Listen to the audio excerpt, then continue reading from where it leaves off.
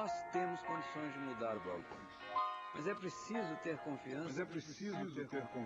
Em que essa mudança vai partir de nós. Não existe autoridade acima da soberania da ciência. Não existe autoridade.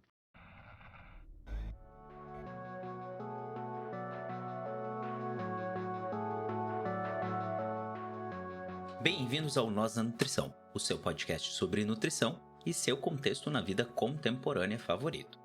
Aqui quem fala é Pablo Couto e está começando a edição de outubro do Quebra-Nozes, o quadro de coletâneas de notícias relevantes no cenário de alimentação e nutrição.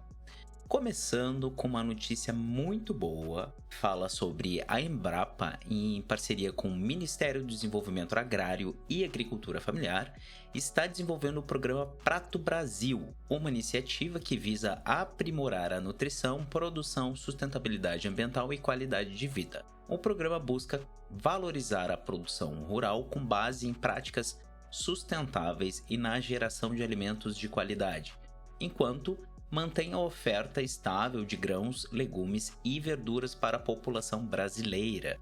Atualmente, o programa está em fase de negociação entre duas organizações e pode receber apoio de outros programas e projetos em andamento.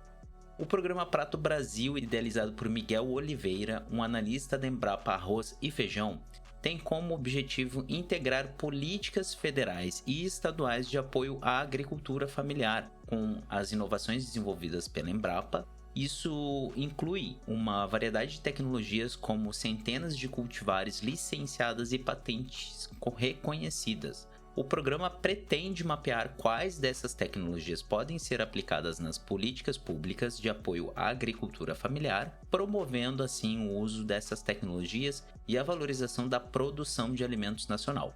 O programa Prato Brasil se concentra em atender 3,8 milhões de famílias rurais em todo o Brasil, com foco inicial nas regiões Norte e Nordeste. No primeiro ano de execução, a ênfase será nas duas culturas alimentares fundamentais no Brasil, o arroz e o feijão. A iniciativa busca melhorar a qualidade e a disponibilidade desses alimentos, beneficiando tanto os agricultores quanto o consumidor final. Parece interessante, mas fica aquela dúvida sobre os saberes tradicionais e como práticas sustentáveis tradicionais ou agroflorestas poderiam se encaixar nisso. Quando a gente fala da Embrapa, a gente fala de tecnologias proprietárias, de certa forma, como é que funcionaria isso. Enfim, é interessante trazer isso porque é, de alguma forma, uma ferramenta de segurança alimentar e nutricional, só que também gera algumas dúvidas que não ficam bem esclarecidas. Talvez a gente faça até um programa sobre isso, porque dá um ótimo programa.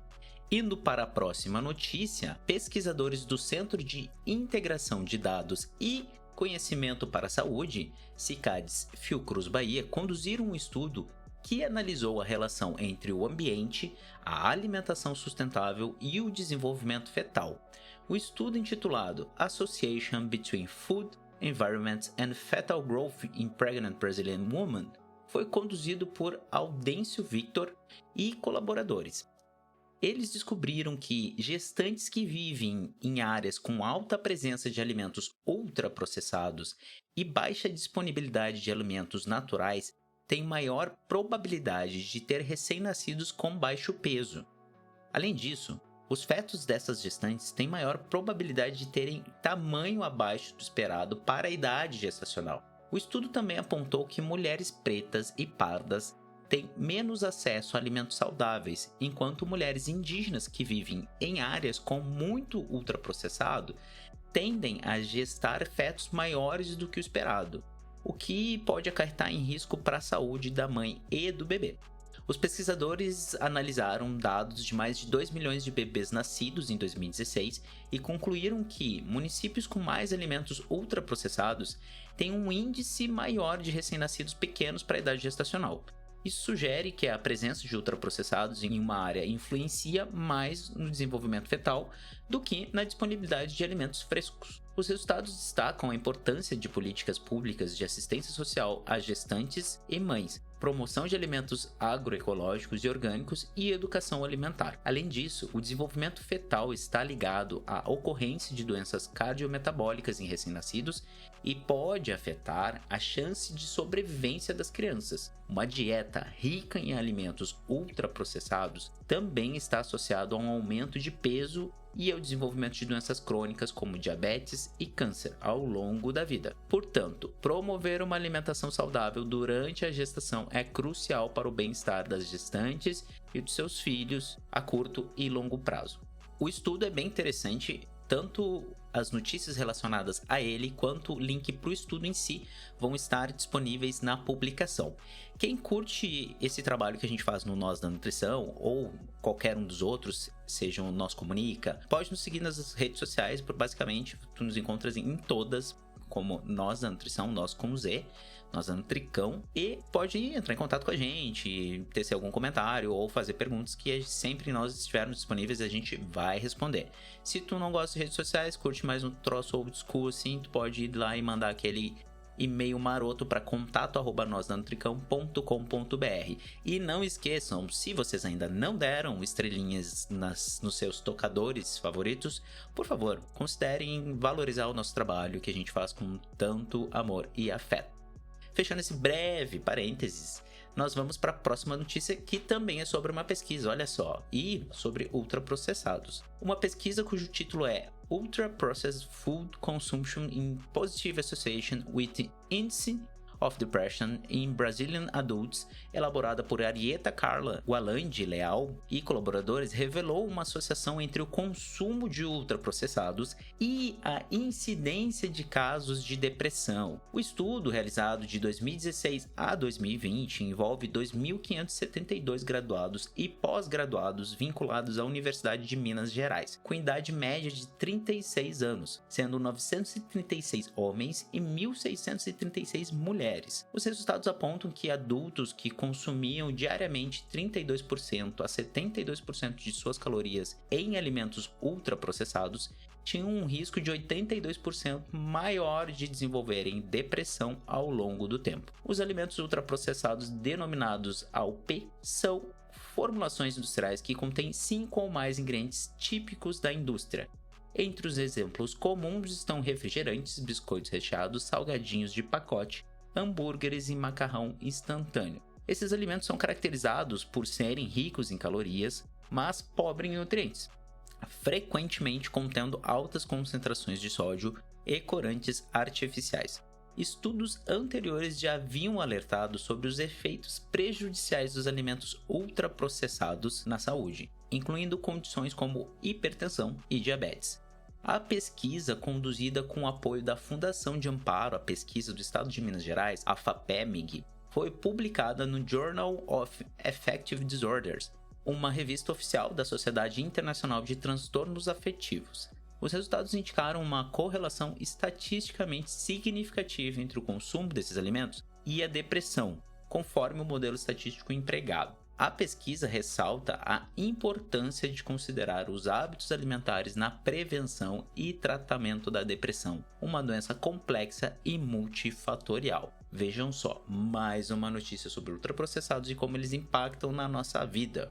Próxima notícia, um relatório da FAO, a Organização das Nações Unidas para a Alimentação e Agricultura, divulgado recentemente, revela que nos últimos 30 anos, catástrofes climáticas e problemas semelhantes causaram perdas econômicas no valor de 19,1 trilhões em colheitas e pecuária, equivalente a cerca de 621 bilhões por ano. Essas perdas representam 5% da produção total gerada por agricultores no período de 1991 a 2021. É como se a gente estivesse jogando na, Monopoly e tirasse um dado ruim, mais ou menos isso, só que uma versão apocalíptica. O relatório destaca um aumento significativo no número de catástrofes que aumentaram 4 vezes desde a década de 70, com um impacto substancial na agricultura e na produção de alimentos. Essas catástrofes são atribuídas principalmente às mudanças climáticas, que incluem temperaturas extremas, secas, inundações, tempestades e também a pandemia como a Covid-19. epidemias como a peste suína africana ou aviária e conflitos armados. Anualmente, em média, 69 milhões de toneladas de cereais, 40 milhões de toneladas de frutas e vegetais e 16 milhões de toneladas de carnes, produtos lácteos e ovos são perdidos. Cerca de 23% das perdas econômicas causadas por catástrofes afetam o setor agrícola.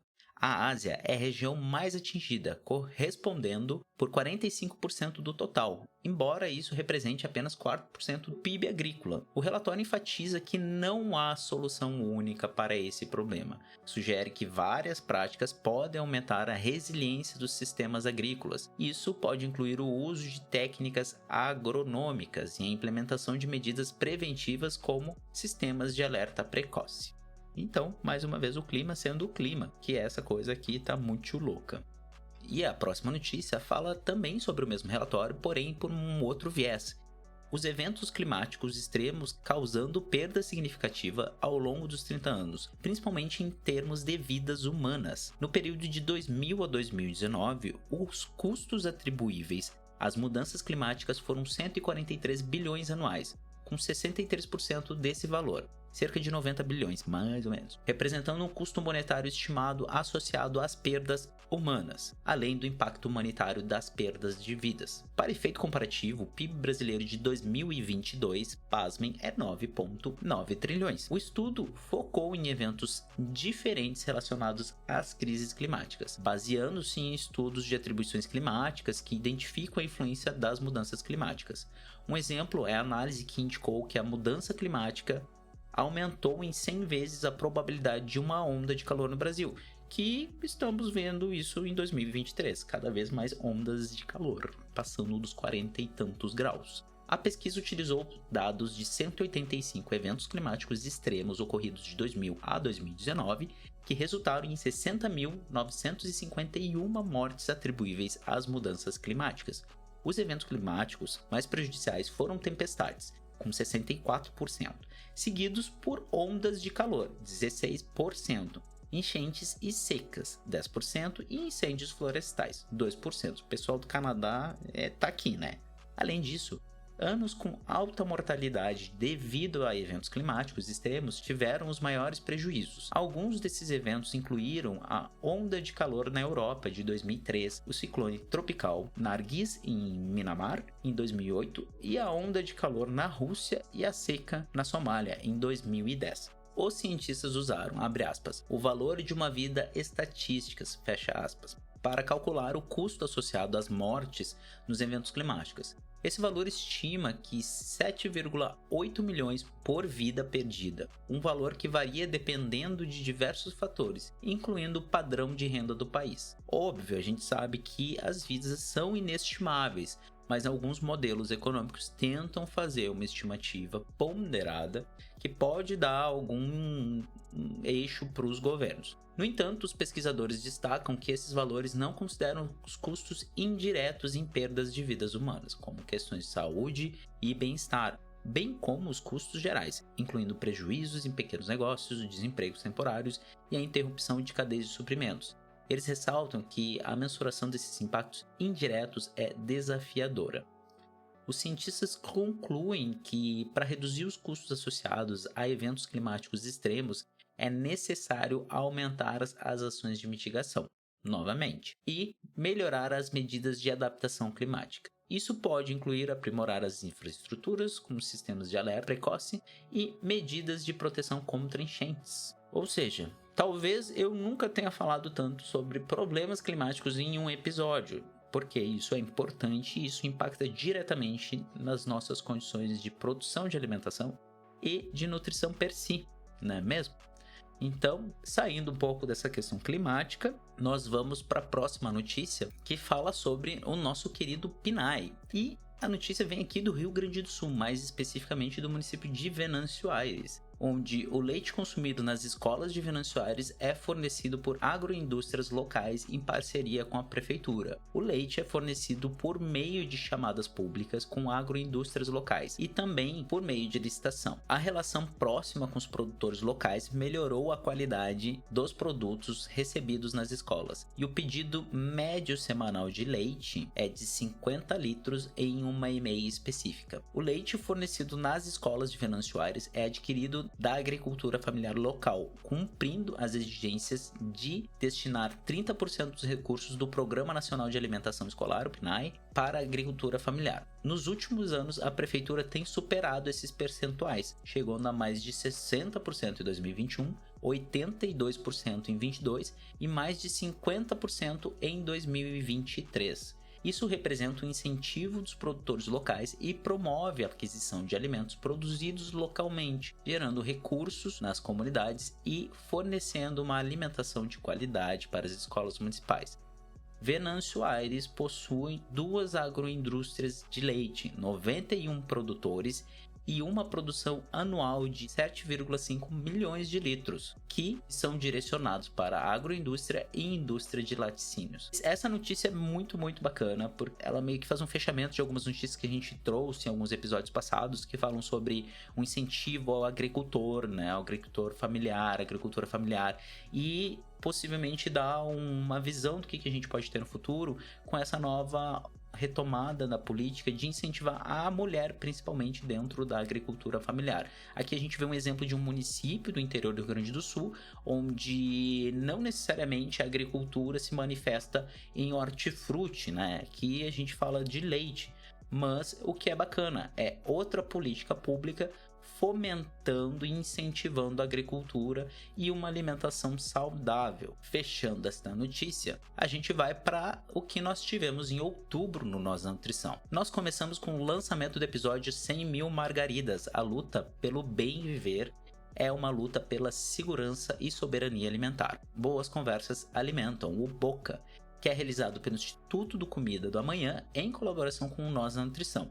Esse episódio, eles exploram a história da Marcha das Margaridas e sua relação com os sistemas alimentares, destacando a pesquisa da Renata Mota. O episódio tem curadoria da Tárcia Medeiros, que participou de várias edições da marcha e promete oferecer alguns insights sobre esse evento inspirador e relevante.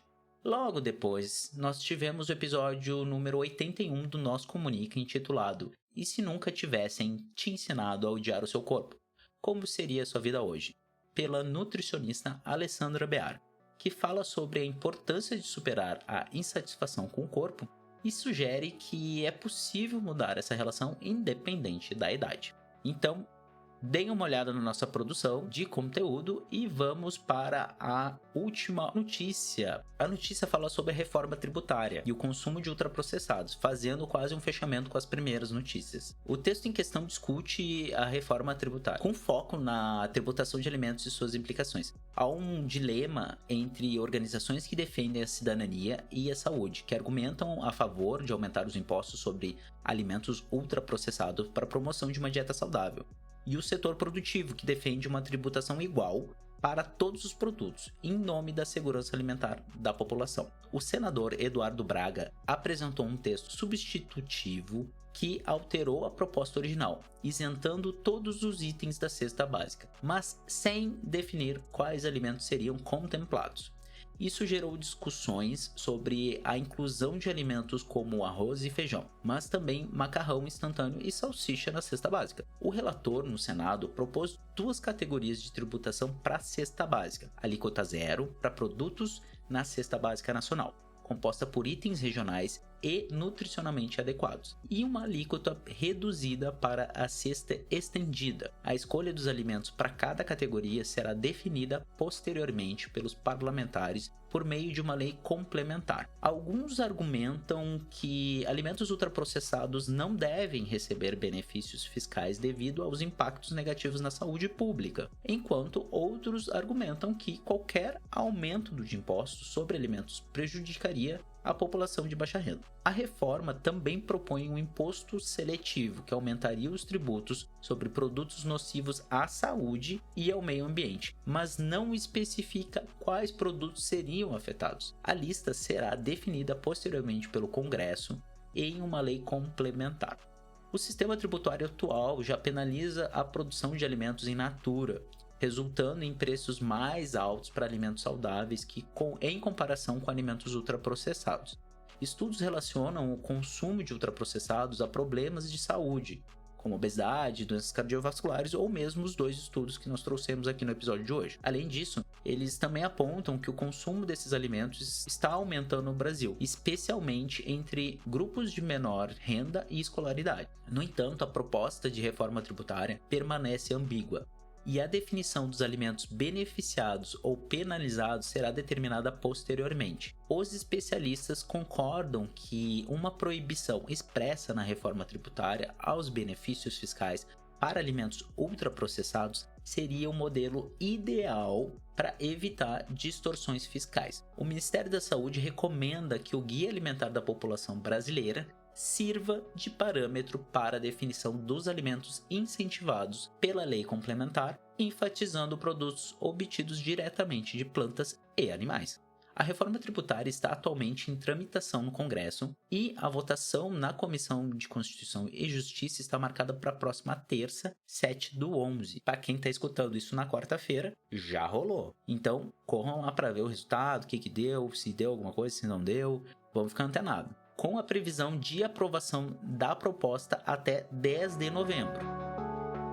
Então é isso, essas foram as notícias do mês de outubro, deu um volume bem considerável, mas antes de encerrar, gostaria de fazer um novo alerta de que a gente teve um volume bem grande de notícias sobre o clima e ficou de fora de uma notícia assim, que vale a pena comentar, que é sobre a questão climática na Amazônia. Passou por uma seca gigantesca de proporções assim históricas. Isso também faz parte desse problema relacionado ao clima, que acabou acometendo a nossa querida Amazônia, que teoricamente é o pulmão do mundo, né? Como vários dizem, entre grandes aspas. Mas a gente possivelmente ainda vai falar sobre isso especificamente em um outro episódio. Então, como esse episódio já ficou bastante longo, a gente fica por aqui. Eu sou o Pablo Couto, essas foram as notícias de outubro. Um beijo a todas, a todos e a todos. Tchau!